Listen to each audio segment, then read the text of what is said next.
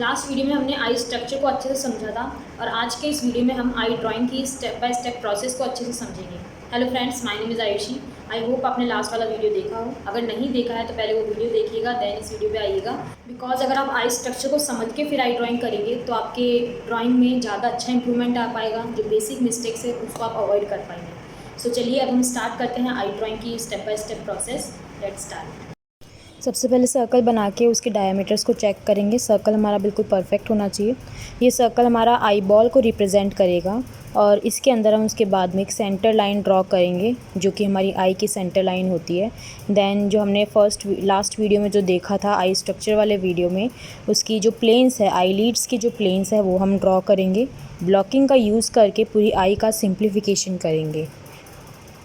Last video में हमने देखा था कि जो हमारा टीयर डक्ट है वो सेंटर लाइन के नीचे होता है, उसी के अकॉर्डिंग हमने ब्लॉकिंग की है। आफ्टर सिंप्लीफिकेशन अब हम इसके अंदर कर्व्स को ऐड करके कंप्लीट आउटलाइन करेंगे। यहाँ पे आप देख सकते हैं मैं यहाँ पे ओवर हैंड ग्रिप का यूज़ कर रही हूँ। अगर आपको ओवर हैंड ग्रिप के बारे में ज़्यादा नॉलेज नहीं है तो आप मेरा वीडियो देख सकते हैं हाउ टू होल्ड पेंसिल, वो मैं डिस्क्रिप्शन बॉक्स में उसकी लिंक मेंशन कर दूँगी, तो वो ज़रूर देखना ताकि आपको उसके बेनिफिट्स के बारे में पता चले।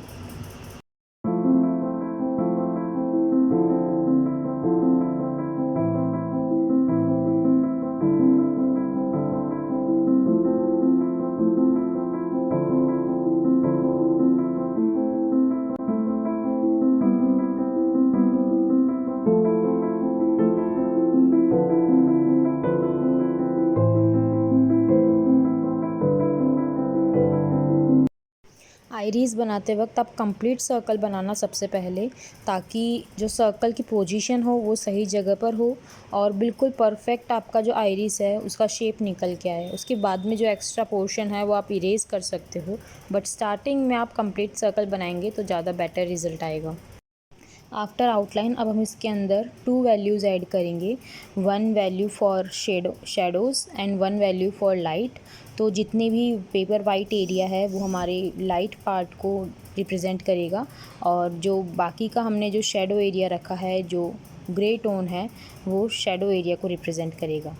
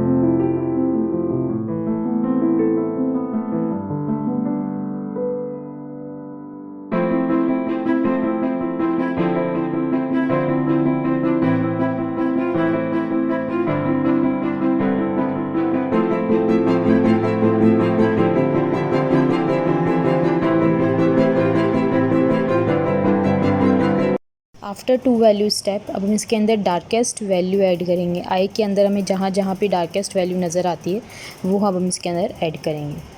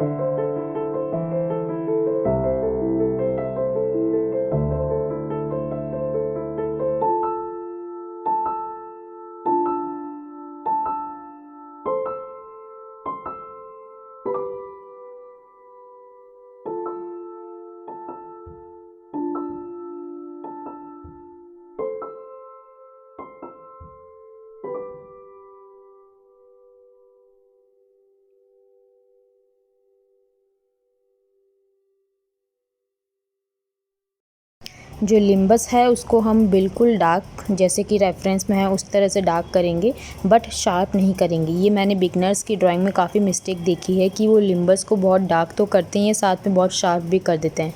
तो ये शार्प नहीं होता है, ये सॉफ्ट होता है। तो इसीलिए हम इस चीज़ का ध्यान रखेंगे, शार्प ना करके सॉफ्ट रखेंगे। अगर आपको लिम्बस के बारे में पता नहीं है कि लिम्बस किस पार्ट को कहा जाता है, तो आप आई का जो फर्स्ट पार्ट वीडियो है वो ज़रूर देखना, आई स्ट्रक्चर वाला। उसके अंदर मैंने सब कुछ डिटेल में बताया है।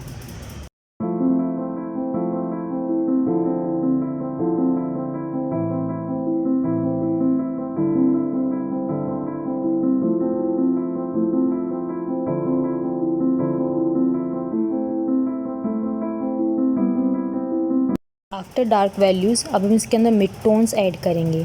हाईलाइट को बचाते हुए, हाईलाइट वाला जो पोर्शन है उसको स्किप करते हुए जो बाकी मिड टोन्स है, मिड वैल्यूज़ है, उनको ऐड करेंगे।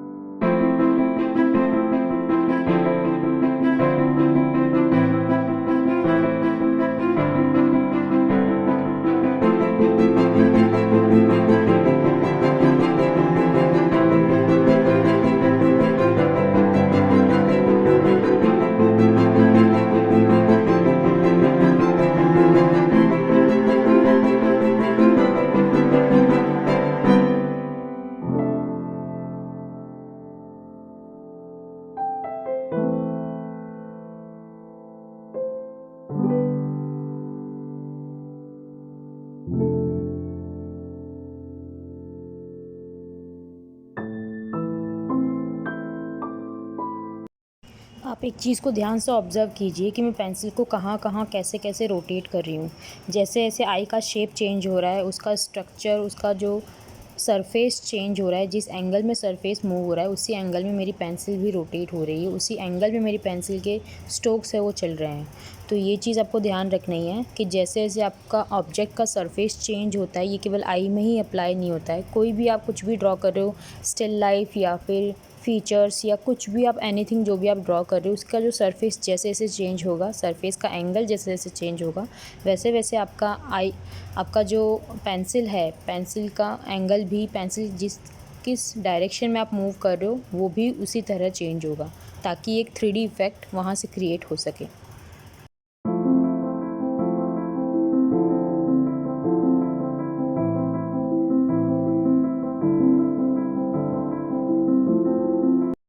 और एक चीज़ यहाँ पे आप ऑब्ज़र्व कर सकते हैं कि मैं अपनी पेंसिल पे बिल्कुल भी प्रेशर नहीं लगा रही हूँ। लेयर्स ऐड कर रही हूँ मैं, एक लेयर के ऊपर दूसरी लेयर ऐड कर रही हूँ, बट प्रेशर आप ऑब्ज़र्व कर सकते हैं, आपको फ़ील हो रहा होगा कि मैं प्रेशर इतना नहीं लगा रही हूँ।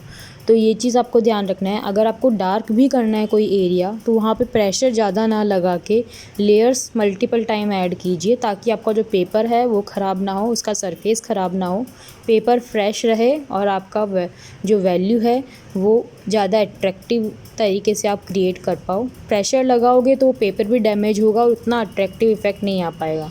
तो इसीलिए इस चीज़ का हमेशा ध्यान रखना कि पेंसिल के ऊपर प्रेशर आप लिमिटेड ही लगा सकते हो, बट आप लेयर्स कितनी भी ऐड कर सकते हो।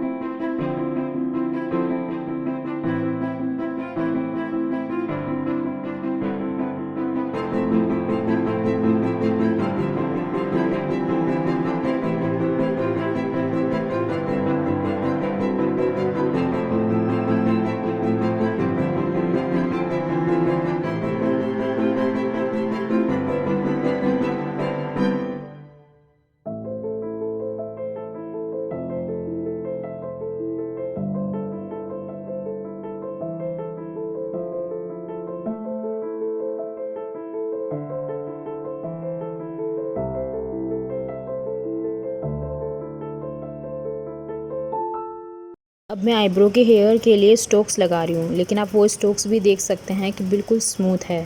मैंने ये चीज़ काफ़ी सारे बिगनर्स में देखी है कि जो हेयर वाले स्ट्रोक्स होते हैं वो बहुत ज़्यादा शार्प कर देते हैं, पॉइंटी कर देते हैं।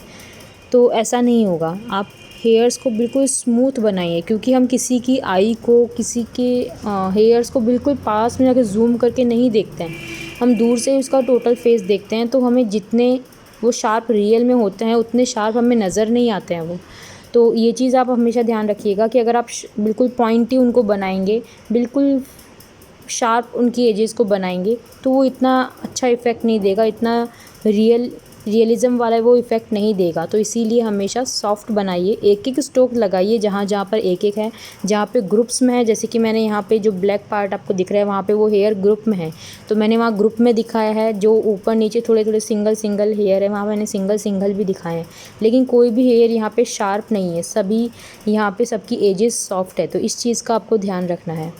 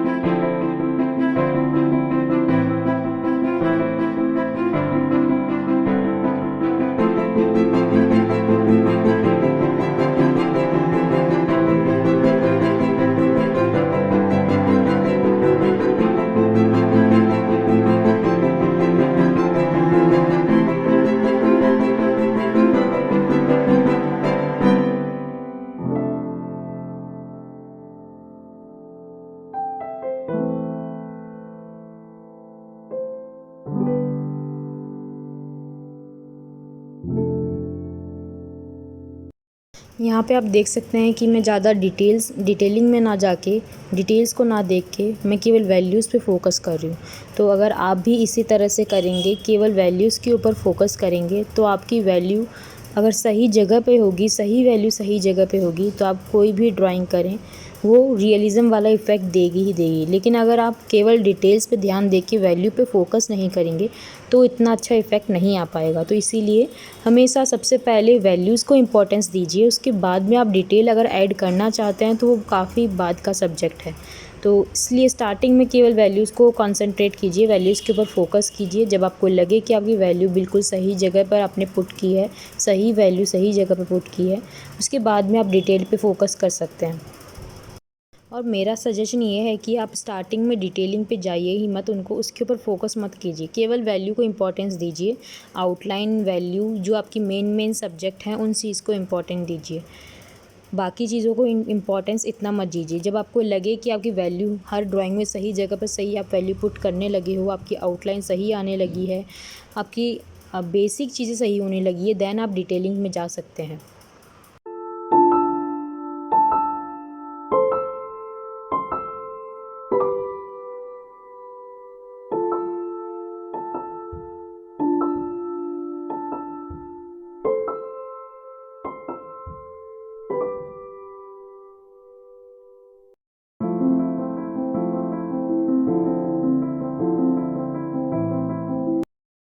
अब मैं यहाँ पे आईलैशेस बना रही हूँ जो कि बिल्कुल भी शार्प नहीं होंगे। जैसे कि मैंने आपको आईब्रो के लिए कहा कि हम हेयर्स को बिल्कुल पास से जाके नहीं देखते हैं, वो हमें दूर से नज़र आते हैं। तो बिल्कुल फ़ाइन जितने शार्प वो होते हैं उतने शार्प हमें क्लियरली नज़र नहीं आते हैं।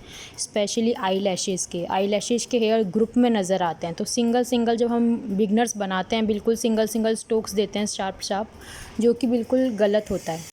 इसीलिए मैं आप यहाँ पे साइड पोर्शन का यूज़ कर रही हूँ और प्रेशर मैं उतना ही लगा रही हूँ जितना कि मुझे ये वैल्यू चाहिए उतना। एक्स्ट्रा हाई प्रेशर बिल्कुल भी यूज़ नहीं करना है। और स्टोक्स का जो एंगल है वो वही होगा जिस एंगल में हमारे आईलैशेस मूव कर रहे हैं, उसी एंगल में हमारे स्टोक्स होंगे। और ग्रुप्स में हमें बनाना है, ध्यान रखना सिंगल सिंगल हेयर नहीं बनाएंगे, ग्रुप्स में बनाएंगे। जैसे कि एक ट्रायंगल शेप होता है, क्योंकि ग्रुप में वो एक ट्रायंगल शेप की तरह नज़र आता है, उसी तरह हम बनाएंगे। जिस डायरेक्शन में वो धीरे धीरे मूव हो रहा है उसी डायरेक्शन में हम अपनी पेंसिल को रोटेट करेंगे। और एक चीज़ का ध्यान रखना कि आई लैशेज़ हमारे जो इनर कॉर्नर होता है आई का, उस तरफ जो आई लैशेज़ होते हैं वो छोटे होते हैं और आउटर कॉर्नर की तरफ बड़े होते हैं। जनरली जो लोअर आई लैशेज़ होते हैं उनकी साइज़ थोड़ी छोटी होती है as compare to upper eyelashes. But according to the reference मैं यहाँ पे लोअर आई लैशेज़ की साइज़ भी थोड़ी बड़ी रख रही हूँ, बिकॉज रेफरेंस में थोड़े बड़े हैं lower I lashes, that's why. Otherwise हमें जनरली थोड़े छोटे ही मिलते हैं मोस्टली आइज़ के अंदर। और यहाँ पे आप देख रहे हैं लोअर आई लैशेज़ का ग्रुप बना हुआ है, इसीलिए वो ट्रायंगल शेप बन रहा है। तो ये कभी भी आप ऑब्ज़र्व करना, जब कोई भी हेयर्स छोटे छोटे हेयर्स ग्रुप में आते हैं तो एक ट्रायंगल सा शेप आई लैशेज़ का बनता है। तो उसी तरह मैं बना रही हूँ। और सी कर्व का आप ध्यान रखेंगे, यहाँ पे सी कर्व का यूज़ हो रहा है। आफ्टर आई लैशेज़ अब जो भी हमारी ड्राइंग में छोटी छोटी मिस्टेक्स होती है वहाँ पे मैं करेक्शन करूँगी। कहीं पे कुछ एक्स्ट्रा डार्क हमें वैल्यू ऐड करनी है तो वो डार्क वैल्यूज़ ऐड करूँगी।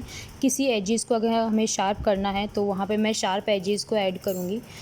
अब हम जनरली करेक्शन करेंगे ओवरऑल ड्राइंग के अंदर।